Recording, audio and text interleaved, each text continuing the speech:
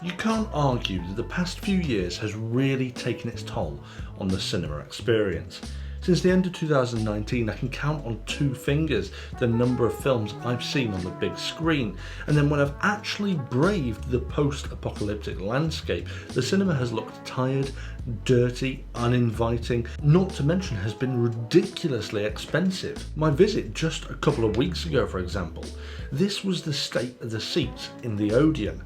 I mean, I paid £12 for the privilege of sitting in that seat for 2 hours, not to mention the mortgage I had to take out to buy some popcorn and a drink. It's always been a bit of a joke, the price of cinema visits, but now it's gotten so expensive for the average person without discounts.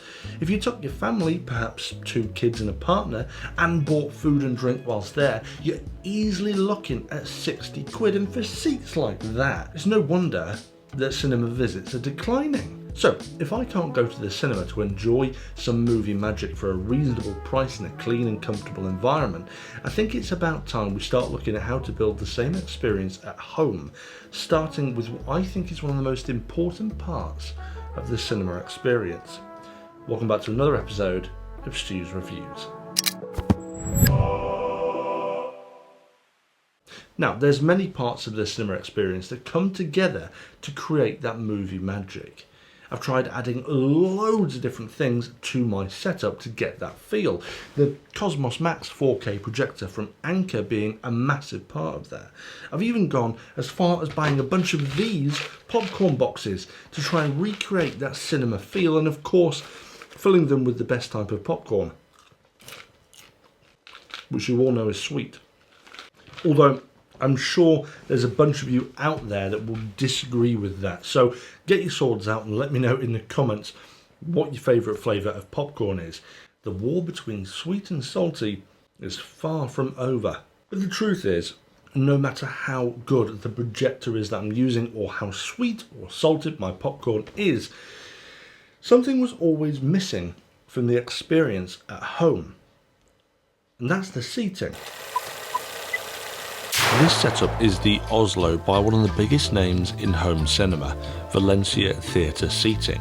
Adaptable to almost any number in width, they feature a ton of chair tech that until now I'd only ever seen on paper, but more on that later. The premium Italian top grain Napa leather is sublime. The stitching is an utter work of art, and the ergonomic double foam cushions have been engineered for the ultimate experience. An experience that will leave you still comfortable even after watching the 12-day long Snyder cut of the Justice League.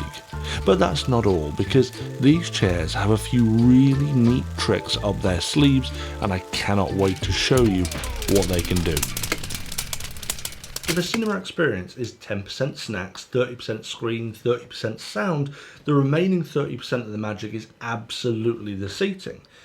For me, this is what differentiates from just slouching on the couch at home in your pants to that feeling of cinema ambience. However, if that's the ambience I'm expected to pay for now, it really is time to come up with a home solution, and this is where Valencia Home Theatre Seating has come into play. Now, I've reviewed a ton of office and gaming chairs over the past few years, so it was only a matter of time before I took a look at some other forms of seat tech. But what you might not know is that at the moment I'm building a brand new studio space for YouTube work with my own bare hands, and there's a space I've earmarked out for these once it's finished, which will give me a good space to test more projectors and more cinema kit. But as a testimony to how versatile these things are, they've actually been sat in my living room for the past 3 months, and they don't look too out of place either.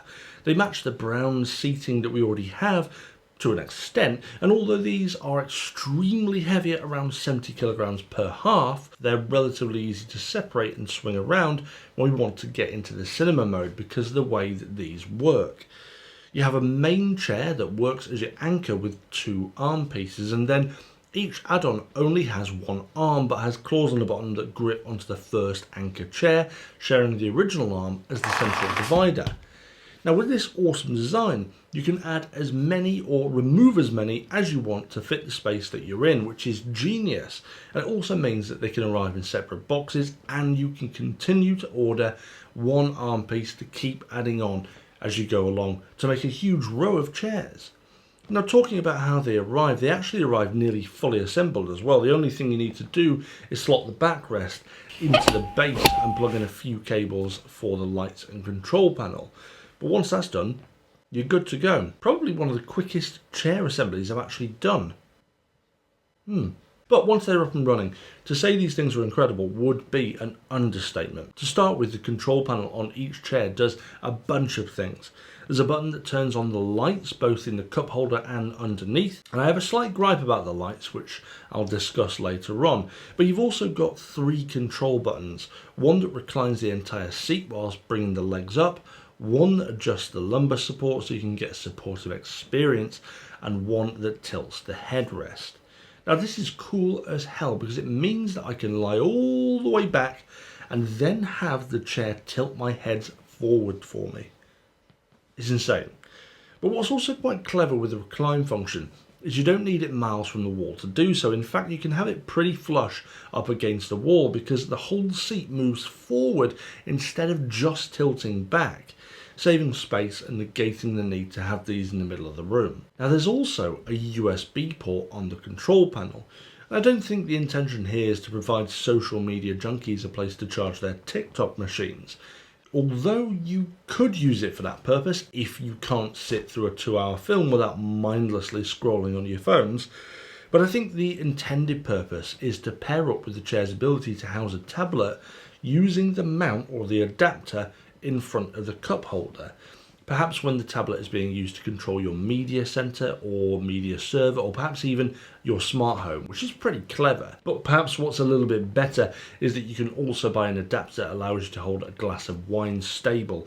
Yet another brilliant innovation. In respect to the cup holder, it's wide enough to fit most types of beverages, with a standard pint glass fitting nicely into the central gap, which sits slightly lower than the lip with the lights on.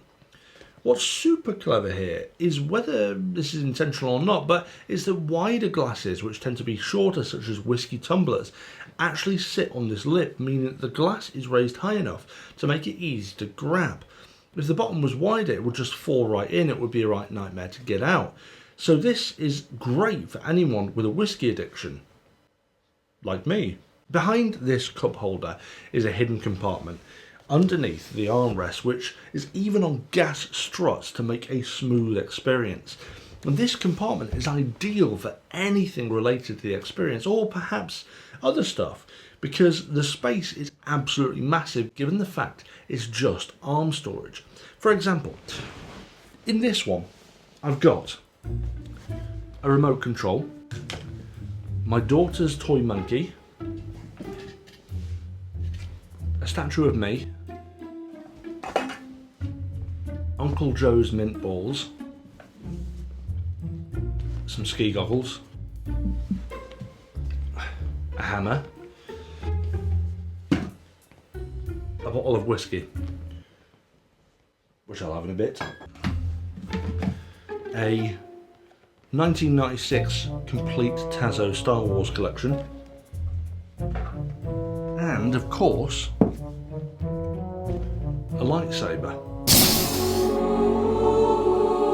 And all of that fits in there extremely well. Now, as for the comfort of these chairs, these things are super plush. The genuine Italian leather is soft to the touch and it looks proper premium, and the stitching is a work of art. I love the amount of adjustability as well, and the added benefit of the lumbar support can be customised to whatever spine shape you've got. Means that you can sit in these chairs for periods of time with your posture supported without wrecking your back. Genuinely, the quality and comfort of these chairs is top notch, and given that they've even used gas struts in the arms, should tell you the level of quality that these things are built to. But that's not to say that these seats are 100% perfect, because of course there are a few little things that I would have loved, or that perhaps could have been done slightly differently for an even better experience. Firstly, the lights. As they are, they're blue, not RGB. But for the sake of customization, it would have been awesome if these were RGB, so I can change everything to green. Obviously, I'd also liked it if these were smart enabled, perhaps being able to connect to a voice assistant to change the colour and turn on and off. But But it's worth pointing out, however, that the wiring is all accessible, and although I've not tinkered about with the cables, I believe that you could probably quite easily retrofit and swap out the stock lighting for at least some RGB lighting underneath, perhaps even in the cup holders with a little bit more poking around, but for now, blue will have to do. I'd have also liked it if it had been a little bit taller when in the reclining position. I mean, this is probably a little bit unfair of me to criticise this because I am a 6'8" Gigantosaurus, so naturally most of the things on Earth are going to be too small for me, but I do find that when the chair is fully reclined, my extremely long and gangly legs do hang off the end quite a bit. And yes, those are men Uggs. To be honest, this is a me problem. For most people, it's going to be fine. Now, let's talk about cost. This particular model is not cheap by any sense of the word. Currently, at its sale price, these things are £2,249. Now, off sale, they're marked at £3,500. But the real question is, are these worth that price? Well, on one hand, I've always been shocked at the price of sofas. But actually, at the current discounted price, it's pretty competitive. Take this reclining two-seater leather sofa from DFS, for example, which will set you back £2,300, even more than the sale price of these at the moment. And yet, these cinema seats do a hell of a lot more with automatic reclining, lumbar support, head support, cup holders, arm storage, lighting, and even a USB charging port for TikTok addicts. If you're building a cinematic setup in your home, it's quite easy to see that these are really great value, especially when comparing to current sofas that might be similar, leather, reclining. I guess in conclusion, it absolutely pains me to return to my initial sentiment that the cinema experience is dying a death. Coronavirus has ushered in a new era where films are often simultaneously released on the big screen and small screen, or at the very worst, there's now a significantly quicker turnaround from cinema to small screen release. And with companies like Disney, Netflix, Amazon releasing bigger and bigger budget productions that debut on their streaming services, there's becoming less and less reason to go to the cinema, especially when the cinemas look like they've been decorated using what they've found down at the local waste disposal centre. Unless cinemas can turn themselves around, invest a bit more in themselves and offer an experience that I'm happy to pay for, then they really are going to go the way of the dodo.